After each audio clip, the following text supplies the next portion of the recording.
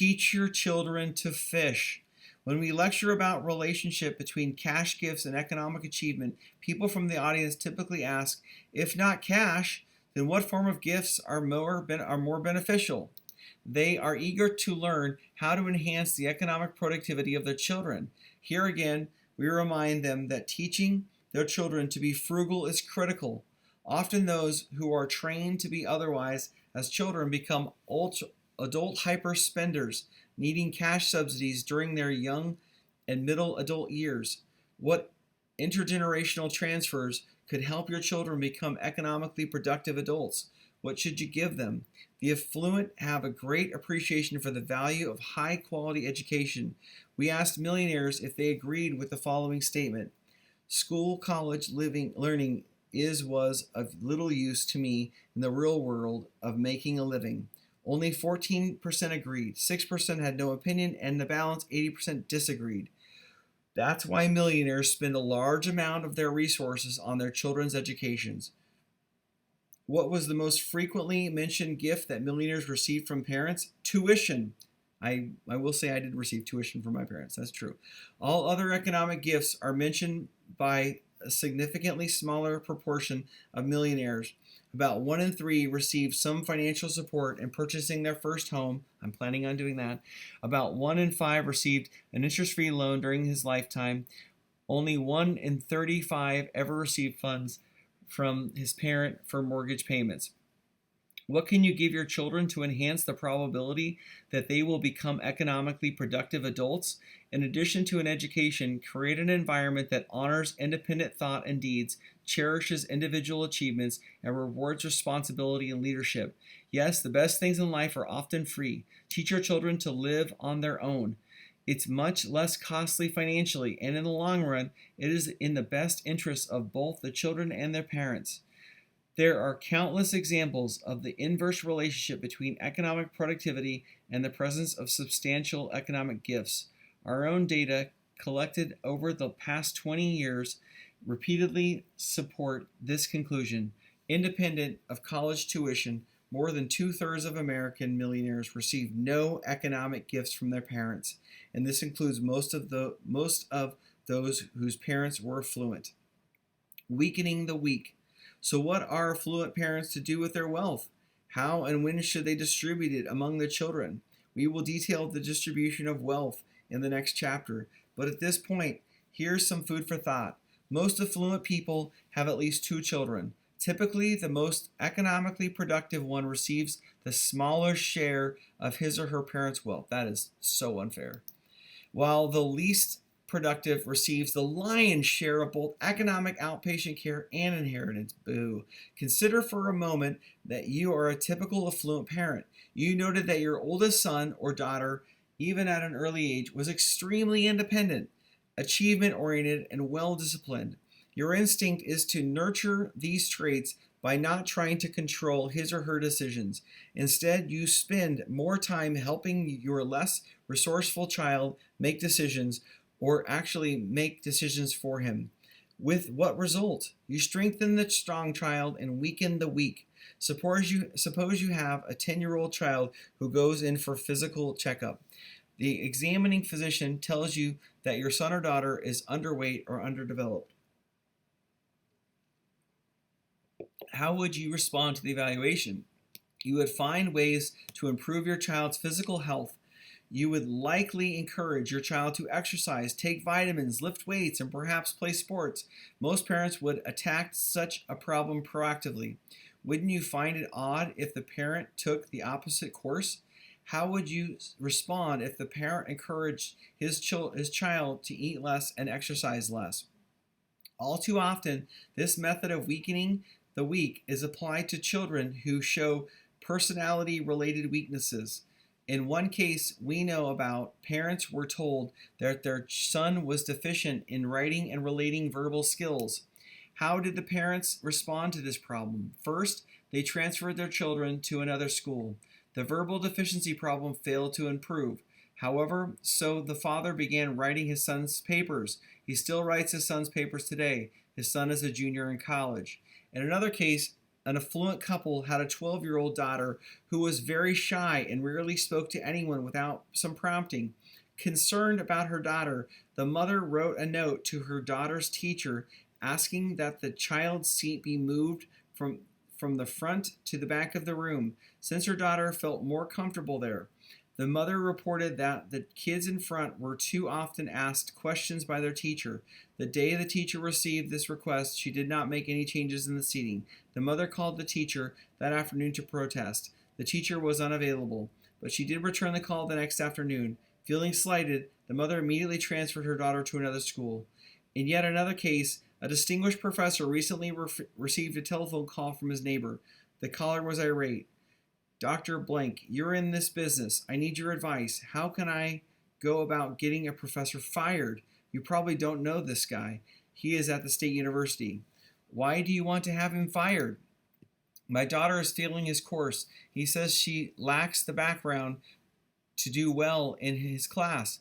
He has long hair. He never wears a suit. He's a jerk. I have already spoken to his chairman. I'm getting the runaround. I want this guy fired. Well, why doesn't your daughter just withdraw from the class? Then she will have to go to summer school. There are a lot worse things than summer school.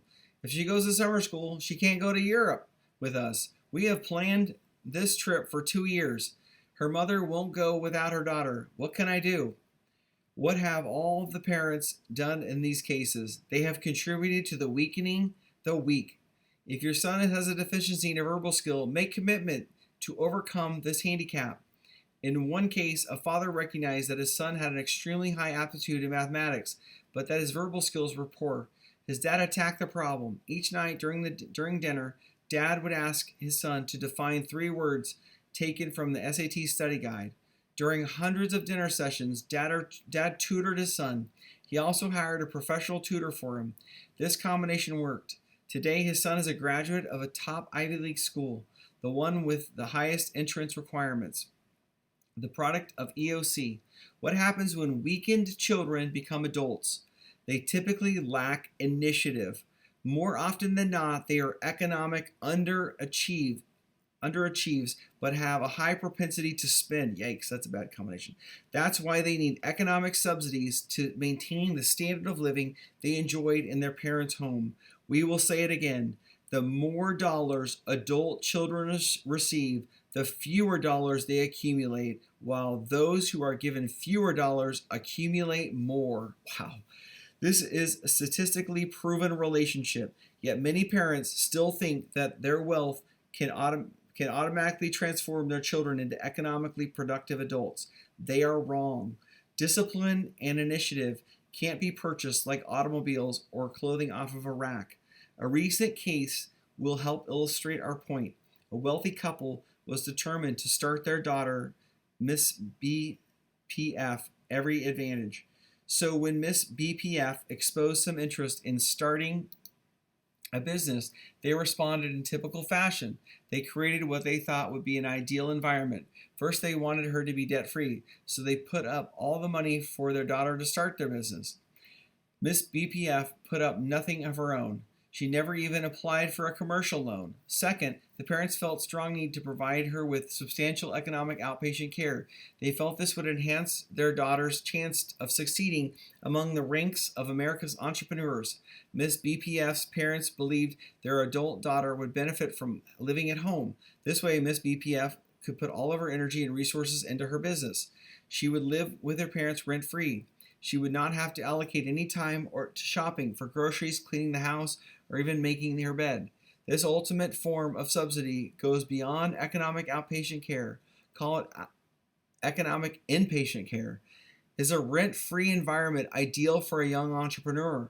We don't think so, nor is the gift of a business. The most successful business owners are the ones who put much of their own resources behind their ventures. Many succeed because they have to succeed. It's their money, it's their product, their reputation. They have no safety net. They have no one else to rely upon for their success or failure. Third, the parents of Miss BPF added yet another element to this equation. Oh my goodness. What if their daughter did not have to worry initially about getting profits from her venture? They believed that reducing this burden would enhance their daughter's probability for success. Miss BPF became yet another member of the subsidized cluster. Her parents gave her approximately $60,000 in cash and equivalents each year. What is the result of having created this ideal environment? Today, Mrs. BPF, in her late 30s, she still lives at home. She has no commercial related debts. Her folks financed her business and continue to do so. Last year, her business earned nearly $50,000. Her parents continued to give her $60,000 every year. They still feel that Miss BPF will become truly independent sometime in the future. We are not as optimistic as her parents in this regard. Most successful entrepreneurs are not like Miss BPF. How many entrepreneurs who are still in the startup phase of their venture would do what Miss BPF has recently done in 1 year? Purchased a $45,000 automobile without shopping or negotiating the price or conditions, paid $5,000 for a watch, $2,000 for a suit, $600 for a pair of shoes, paid more than $20,000 for clothing in general, paid more than $7,000 for interest on credit card balances and revolving retail credit, paid more than $100,000 for dues fees at area country clubs. Make sure I didn't miss a page. Yeah, I didn't. The answer is very few. Miss BPF's business is not really a success. It is heavily subsidized, directly and indirectly, via other people's money. Actually, Miss BPF has been shortchanged by her parents. She may never know if she could make it on her own. The ideal conditions they provided for their daughter were an incentive for her to spend heavily on consumer goods. All the while, she gave her business stepchild treatment. Who do you think has more fears and worries, Miss BPF or the typical unsubsidized affluent business owner? Logic might suggest that Miss BPF should have no worries at all, since she receives intensive economic care from her parents. In fact, she has many more fears than do affluent men and women who receive no subsidies whatsoever. Typical affluent business owners have only 3 major concerns. All of these are related to the federal government. They fear policies and regulations that are unfavorable to business owners and the affluent population in general. What does Miss BPF fear? She told us that she had 12 major fears. How is it possible that a person who is almost completely insulated from financial risk has 4 times more fears than the typical affluent business owner? Because these affluent business owners have overcome most of their fears. They have inoculated themselves from many fears by becoming completely self-sufficient. It is the very struggle to become economically self-sufficient that helped these business owners overcome them. What are some of Miss BPF's major fears and concerns? Remember, these are fears that are not paramount among the self-sustaining affluent population. Miss BPF has substantial fear for the following: her parents' estate being heavily taxed, experiencing a significant reduction in her standard of living, her business failing, not being wealthy enough to retire in comfort, being accused by her brothers and sisters of receiving more than her fair share of financial gifts and inheritance from their parents. That's true. Who is more confident, more content, more able to deal with adversity? It's not Miss BPFs of America. It's those who have been brought up by their parents who rewarded independent thought and behavior. It's those who don't concern themselves with other people's money, who are more concerned about succeeding than about how much is in someone else's estate. Also, if one lives below one's means, one doesn't have to be concerned with the possibility of being forced to reduce one's standard of living. The parents of Miss BPF have failed to obtain their objective. Their goal was to have a daughter who would never have to worry, but the method they used yielded just the opposite result. People often attempt to shelter their children from the economic realities of life, but such shelter often produce adults who are in a constant fear of tomorrow. The products of zero EOC.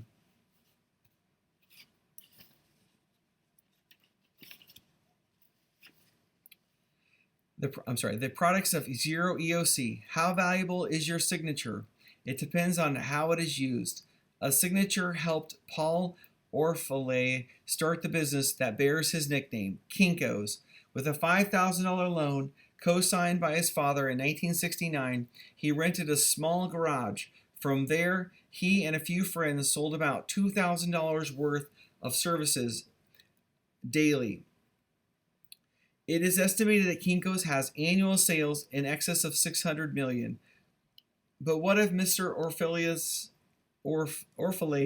parents had socialized their son in an environment similar to Miss BPF? Would he be as productive as today? It's very unlikely. Mr. Orfalea has what all successful business owners possess: considerable courage. Taking financial risk is evidence of courage. But what risks has Miss BPF ever taken? Very little. Webster's defined courage as mental or moral strength to resist opposition, danger, or hardship.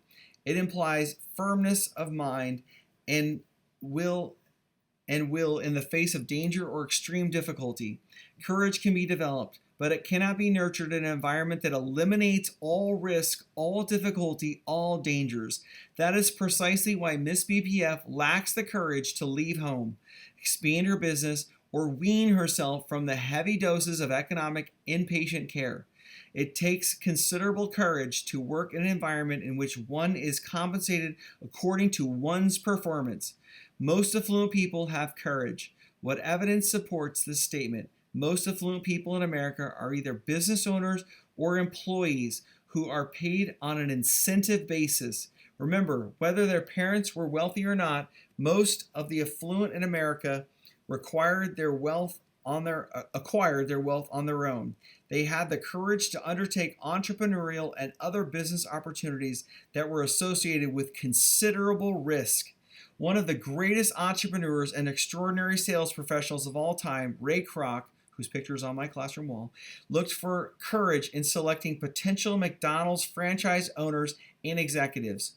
Kroc actually welcomed cold calling sales professionals. He told his secretary to send all of them in. Why? Because it's not easy finding people who have courage to be evaluated strictly on their own performance. He sold his first franchise outside California for $950 to Sanford and Betty Agate. Kroc first encouraged Betty Agate while she was making cold calls on people in Chicago's financial district. Kroc's secretary asked, "What the hell is a Jew doing selling Catholic Bibles?" "Making a living," was her reply. Kroc reasoned that anyone courageous enough to do what Betty Agate was doing would be a prime prospect for purchasing one of his franchises. How many cold calls has Miss BPF made in her life? 0. Most of the people who buy from her are friends or business associates of her parents and relatives. Calls to these people are warm calls. Parents often ask us how to instill courage in their children. We suggest that children be exposed to the sales profession. Encourage your children to run for class office in their elementary or high school. They will have to sell themselves to the student body. Even selling Girl Scout cookies can have positive impact. Retail sales jobs provide another way for children to be evaluated by very objective third parties. A woman of great courage. Fax to William D. Danko, Ph.D., Albany, New York, from Thomas J. Stanley, Ph.D., Atlanta, Georgia, regarding a woman of courage. Date, Labor Day, a.m. Guess where your colleague was at 5:30 a.m. this morning? I was boarding an early bird flight. Although the plane had room for more than 100 passengers, only about 20 people were on board. Soon after I sat down, we were told there was fog over the destination and that we would be another famous short delay. As I stood up, the woman, I'll call her Laura, sitting in front of me, also stood up. I mentioned to her that I was displeased about having to get up early to make this flight. She responded that she had been flying all night and still had one more leg in her flight. I asked Laura why she was traveling all night. She replied that it was a lot more economical to do so. What I found out shortly thereafter was that this woman did not have to fly via a highly discounted ticket. In fact, was affluent, but she was also very frugal. What was the purpose of Laura's travel? She was en route to a conference of real estate executives where she was to receive a Real Estate Executive of the Year award. I then asked her how she first became involved in real estate profession. Laura replied, out of necessity. Laura told me that one morning she found a note from her husband on the kitchen table. Allow me to quote the contents. Dear Laura, I'm in love with my secretary. My attorney will fill you in on the details. Wish you and the children good luck. Oh my gosh.